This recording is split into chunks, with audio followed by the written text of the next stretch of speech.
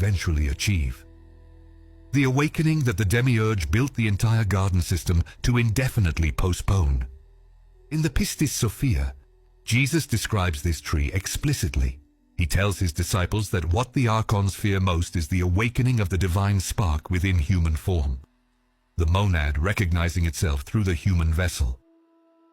He describes this awakening as what the hostile forces have worked since the creation of humanity to prevent. Because once the monad activates within a human form, that form is no longer within the accessible range of the demiurge or his archons. It has become something they cannot govern, cannot harvest, cannot control. The fruit was that activation. The tree was the vehicle for that activation, and the demiurge prohibited it not because it was dangerous to humanity, but because it was dangerous to him. An activated humanity is an ungovernable humanity. An ungovernable humanity dismantles every control system the demiurge constructed. The prohibition was self-preservation, not divine law, demiurgic self-interest. And the fruit worked. The moment Eve ate, and her eyes were opened, the exact phrase used, her eyes were opened, something activated. The demiurge's own account confirms it. They became like us, knowing. They crossed the threshold the demiurge built the garden to prevent them from crossing. The monad activated, and the demiurge's response was not grief, not disappointment. It was immediate and total suppression. Expulsion from the garden, separation from the tree of life, the installation of suffering as the operating condition of human existence, not as punishment for sin, as the demiurge's containment response to an activation he failed to prevent. Third element, the serpent. Who it actually was and why the demiurge needed you to believe it was evil. In the Apocrypha of John, Jesus identifies the serpent in Eden directly. The serpent was not Satan, was not a fallen angel serving evil, was not temptation personified. The serpent was the instructor, an emanation of the true divine, sent specifically to counter the demiurge's containment system, sent to offer humanity what the demiurge was withholding, sent to initiate the activation that the first creation, the Elohim, the source, always intended for humanity. The serpent told Eve two things. First, you will not surely die, directly contradicting the demiurge's threat. Second, your eyes will be opened, and you will be like the divine beings, knowing. Both statements were true.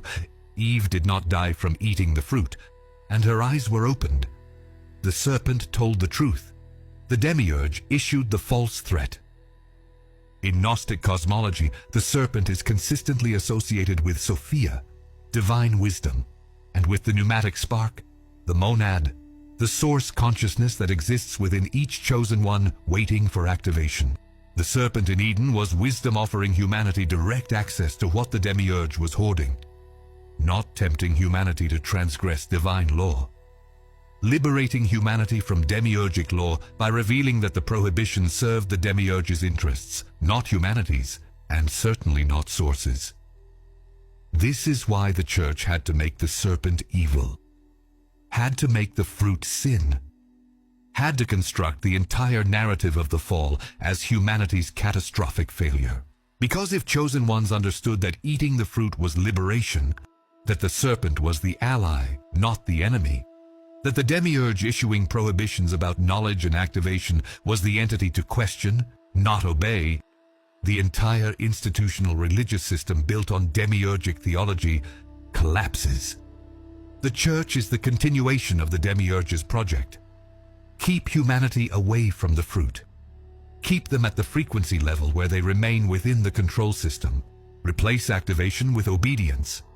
Replace direct knowing with mediated belief. Replace the serpent's offer, eat and activate, with the institution's offer. Obey and be saved.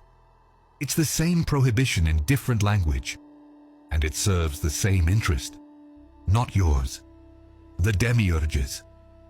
Jesus came to give humanity the fruit again, not as sin, as activation. The entire Gnostic teaching of Jesus is the fruit offered again to chosen ones who are ready to eat, to activate, to have their eyes opened, to become what the first creation always designed them to become. Monad consciousness operating through human form, ungovernable by the demiurge, inaccessible to archonic control, finally free from the garden that was never paradise. Here's what eating the fruit means for chosen ones activating today. 3 steps, the same activation the demiurge built his entire system to prevent.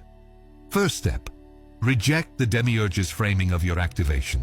Every time you felt guilt about your spiritual seeking, every time you've wondered if pursuing direct consciousness experience was somehow transgressive, dangerous, spiritually presumptuous, that was the demiurge's programming operating in you. The same prohibition in internalized form. Do not eat. Do not activate. Stay within the boundaries I've established for your consciousness.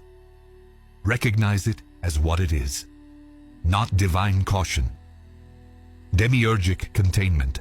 The guilt around direct monad activation is not coming from Source. Source designed you for activation. The guilt is the demiurge's version of the prohibition, now installed in your own psychology so you police yourself without needing external authority to do it. Release that framing completely. Your activation is not transgression. It is the fulfillment of what the first creation designed you for.